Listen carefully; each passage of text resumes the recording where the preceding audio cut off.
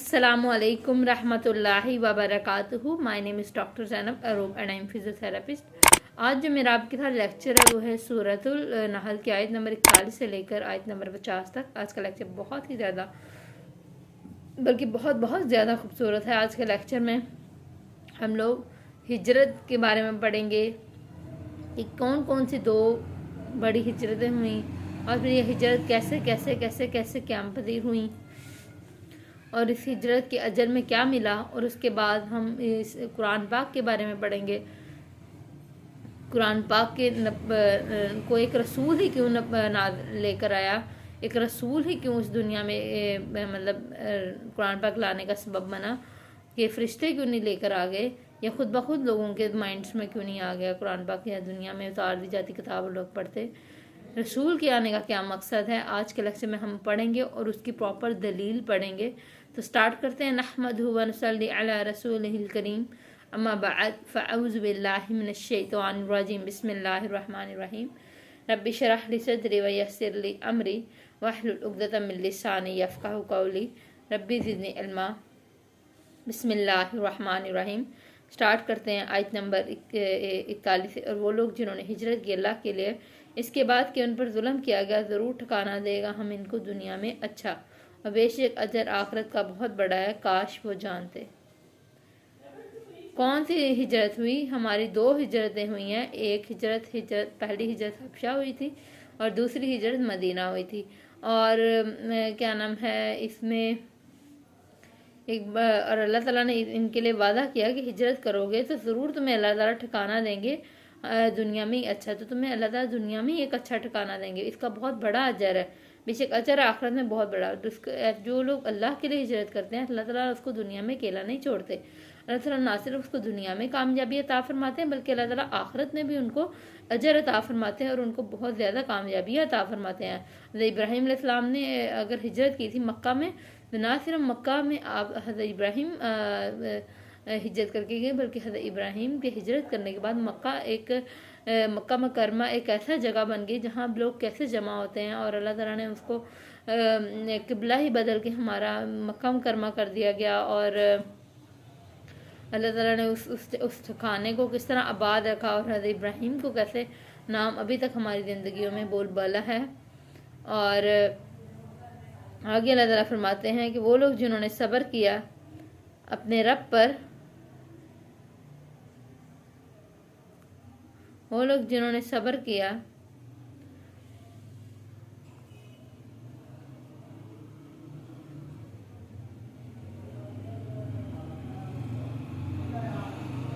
और अपने रब पर भरोसा रखते हैं, और नहीं रसूल भेजे हमने तुमसे पहले मगर वो मर्द ही थे।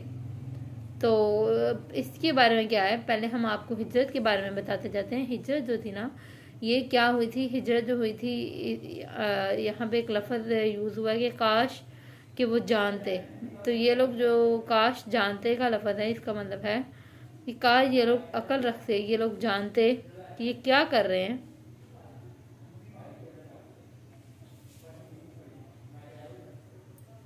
तो यहाँ जो लफ्ज़ यूज़ हुआ है काश कि वो जानते, तो इसका मतलब है कि इसका मतलब मुसलमानों की रूह से भी हो सकता है, काफिरों की रूह से भी। मतलब काफिर काश जानते होते कि ये इनको अपने मुल्क से, अपने शहर से निकाल रहे हैं, तो इनका वाली वारिस कौन है? इनका खुदा जो तुम्हारा खालिक मालिक राज़िक, वो इनका वाली वारिस है, उनको क्या क्या अता करेगा फिर आगे जाके।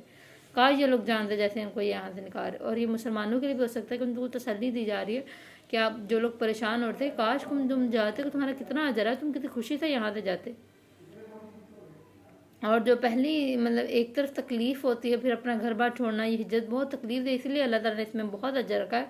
और पहली हिजरत जो हुई थी वो हबशा की तरफ हुई थी, और उसमें भी दो स्टेप्स में हुई थी। पहले 12 मर्द और 4 औरतें थी, और फिर जब दोबारा हिजरत हुई हबशा की तरफ तो उसमें 83 मर्द और 7 औरतें थीं। और फिर उन्होंने शुएब अबी तालिब के ज़माना में वहाँ पे बहुत ही मुश्किल टाइम देखा, इवन कि चमड़ा खाना पड़ा, पत्ते खाने पड़े, बहुत ही मुश्किल और टफ़ टाइम इन्होंने देखा। उसके बाद जब ये बाइकआउट के बाद हज़रत खतीजा और हज़रत अबू क्या नाम है, अबू कह रही हूँ, हज़रत अबू तालिब की वफ़ात हो गई।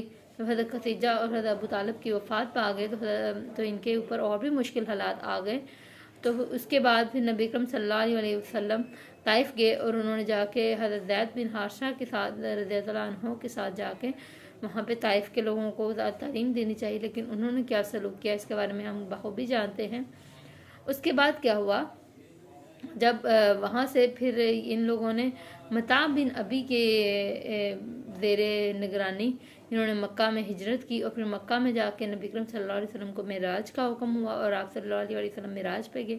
معراج پہ آ کے جب آپ صلی اللہ علیہ وسلم نے لوگوں کو معراج کے بارے میں بتایا تو لوگوں کا آگے سے کیا ری ایکشن تھا یہ بھی آپ جانتے ہیں.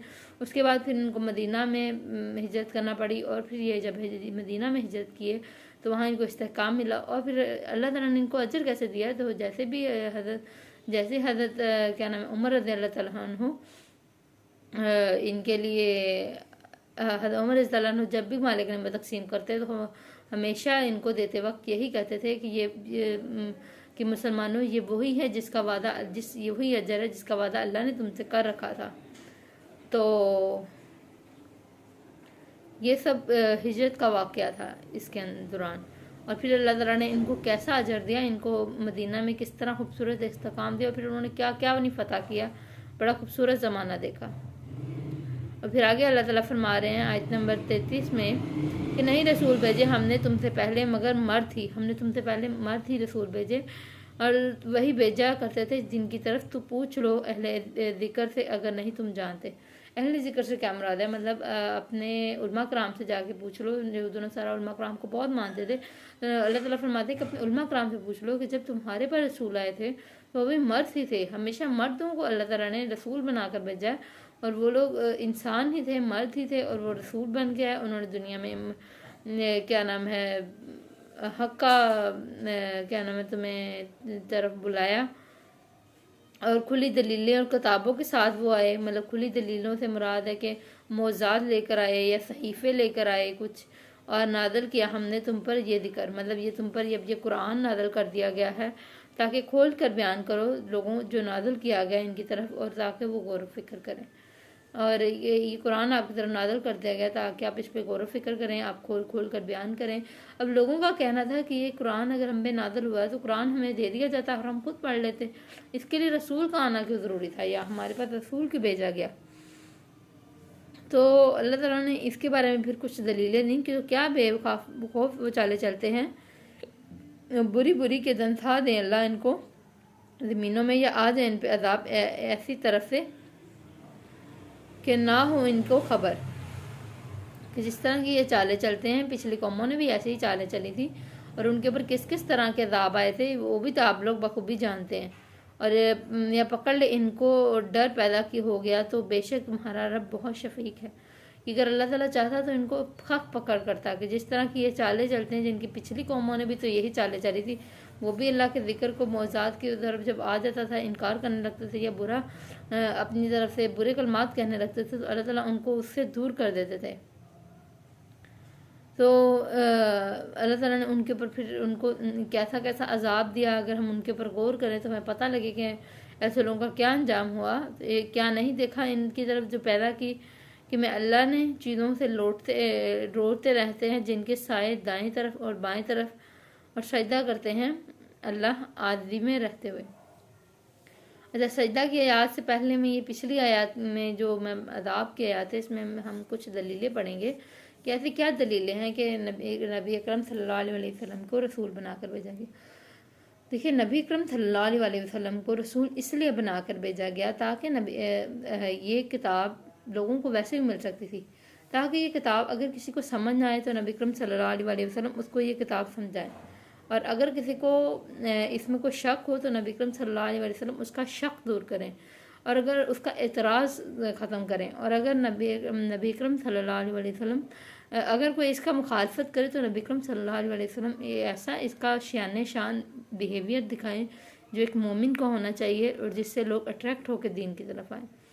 اور اگر لوگ اس کا ساتھ دیں تو پھر نبی اکرم صلی اللہ علیہ وسلم ان کے لیے نمونہ ہوں، اور ایک سوسائٹی ایسی بنے جس میں نبی اکرم صلی اللہ علیہ وسلم ان کو دین کو عمل کرنا سکھائے، اور ایک پراپر سوسائٹی بنے جس میں دین کا عمل اور سب کچھ موجود ہو. تو یہ سب ایک قابل انسان کو اس لیے اس کے ساتھ بھیجا جاتا ہے. اور جن کو اعتراض کے مطلب خدا نے خود کیوں نہیں ہمیں بھیج دیا یہ سب علم یا آیت ہمارے خود کیوں نہیں آگے، یہ حدیث کیوں دی جاتی ہے. اور یہ دیکھیں یہاں پہ حدیث کے منکرین کے لیے بھی بہت سا مطلب واضح جواب ہے کہ اللہ نے نبی کو کیوں بھیجا. اللہ نے نبی کو اسی لیے بھیجا تاکہ وہ تمہیں شان شان مطلب ایک دین کا نمونہ بن کے تمہارے سامنے ہے. اور تمہیں مطلب قرآن کی بعض چیزوں کی تشریح بہت ضروری ہے. دیکھیں حدیث کے بغیر قرآن کو ہم صحیح طرح اسٹڈی نہیں کر سکتے. جس طرح ہم نے ابھی کچھ دن پہلے ایک میرے پیشنٹ تھے، وہ مجھ سے ایک کویشچن کر رہے تھے کہ قرآن کے بارے میں، لیکن اس کی دلیل جب اس کی تشریح ہم نے حدیث کے انڈر کی تو وہ حدیث سے انڈر ہمیں پتہ لگا کہ احادیث کتنا ضروری ہے. احادیث کو جب ہم حدیث کے انڈر اس کی تشریح کی تو پتہ لگا کہ اچھا اس کا یہ مطلب بنتا ہے. تو مطلب حدیث اور ایک جگہ نبی اللہ تعالیٰ نے فرمایا ہے کہ رسول کچھ نہیں کہتے، اس کا مفہوم ہے کہ رسول کچھ نہیں کرتے مگر کچھ نہیں مطلب ایک منٹ میں آپ کو اس کے پراپر الفاظ سنا دیتی ہوں. وہ یہ ہیں کہ پیغمبر کچھ بھی خواہش کی خاطر نہیں بولتے مگر وہی بولتے جو ان کی طرف وحی کیا جاتا ہے. کہ مطلب اللہ رسول اپنی مرضی سے نہیں کچھ بولتے، وہ سب اللہ تعالیٰ کے حکم سے بول رہے تھے. اس آیت سے صاف واضح ہو جاتا ہے کہ رسول اپنی زبان سے کچھ نہیں بول رہے ہوتے، بلکہ یہ تو اللہ کی طرف سے وحی کی جا رہی ہوتی ہے. کہ وہ جو احادیث بھی ایک طرح کی اللہ کی طرف سے وحی ہوتی ہے. اس حدیث سے ثابت، اس آیت سے بڑا کلیئر ثابت ہو جاتا ہے کہ احادیث بھی کتنی ضروری ہے. اگر یہ حدیث کے منکرین کے لیے بڑا اچھا جواب ہے اس حدیث میں، اس آیت میں. اور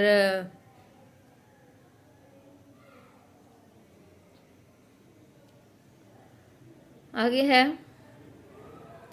اور کیا نہیں دیکھا ان کی طرف جو پیدا کیے اللہ نے چیزوں میں کہ لوٹتے ہیں رہتے ہیں جن کے سائے دائیں اور بائیں. اب دیکھیں آپ جب سورج مشرق کی طرف ہوتا ہے تو ہمارا دایاں ہمارا سجدہ مطلب سایہ مغرب کی طرف ہوتا ہے. جب ہم مغرب کی طرف ہوتا ہے سورج، ہمارا سایہ مشرق کی طرف ہوتا ہے. مطلب وہ کیا ہوتا ہے سایہ بھی ہمارا ایک طرح کا جسم ایک سجدہ کر رہا ہوتا ہے. لیکن ہم نماز بھی پڑھتے ہیں، ہمارے دل عاجز نہیں ہوتے. ہم عاجزی کے ساتھ ہمارے دل مطلب عاجزی کیا ہے؟ عاجزی ہے کہ اللہ کی طرف پراپر اپنے آپ کو جھکا دینا کہ اللہ میری کوئی اوقات ہی نہیں ہے. لیکن ہمارے اندر ہم نمازوں کے بعد بھی وہی گناہ کر رہے ہوتے ہیں، ہم نمازوں کے بعد بھی وہیں کھڑے ہوتے ہیں. تو پھر ہمارا کیا انجام ہے؟ اور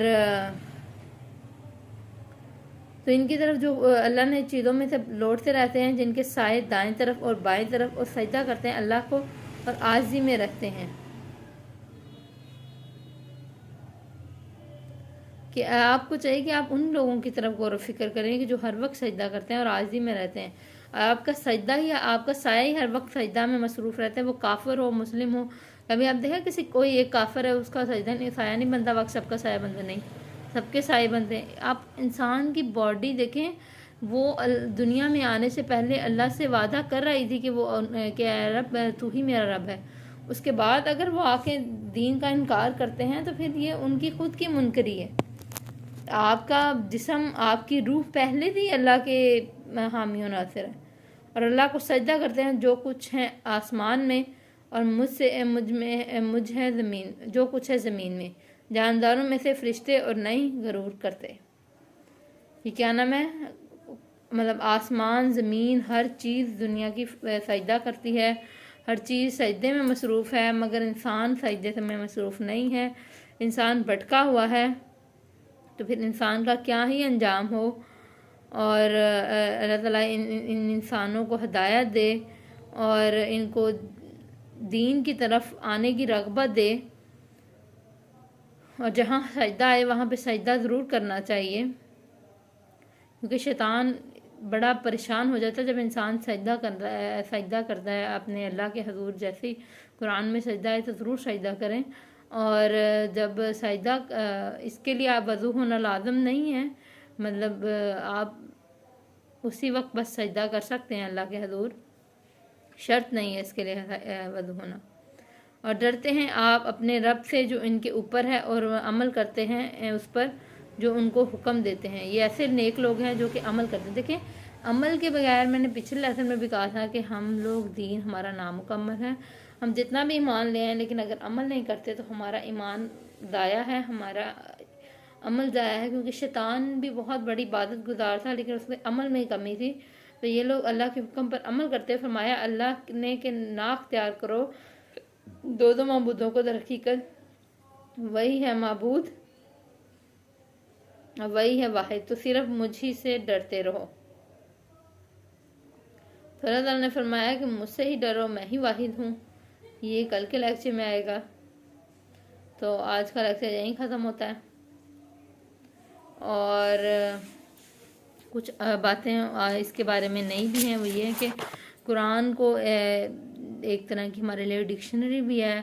ہمارے پاس قرآن میں ایک پراپر ڈکشنری نازل ہوئی ہے قرآن کی فارم میں، کہ مطلب پچھلے ایک خنزیل تھا جو قرآن کی جب کوئی تفسیر کرتا تھا تو اس کی دلائل، اس کی مطلب اپنی دلیل میں شعر پڑھتا تھا۔ تو مطلب کیا تھا کہ خنزیل کبھی میں ایک آدمی تھا، وہ دلیل ہی شعر پڑھ کے دیتا تھا، اور پھر حضرت عمر رضی اللہ نے انہوں نے اسے فرمایا تھا کہ تم پر لازم ہے کہ تم اپنا دیوان کو مضبوطی سے تھام لو، مطلب کیونکہ زمانہ جاہلیت کے اشعار میں بھی قرآن کی تفسیر موجود تھی۔ یہ قرآن ایک پراپر ڈکشنری ہے، قرآن کی مطلب کچھ جو الفاظات ہیں یہ تمہاری مشکل مطلب مختلف زندگی کے معاملات میں جو الفاظات یوز ہو رہے ہوتے ہیں، قرآن تمہیں ان چیزوں میں بھی مطلب ایک ایسا ڈکشنری کی ایجاد ہی قرآن کے بعد ہوئی تھی۔ تو قرآن ہمارے لیے ایک ڈکشنری جیسی کتاب بھی ہے۔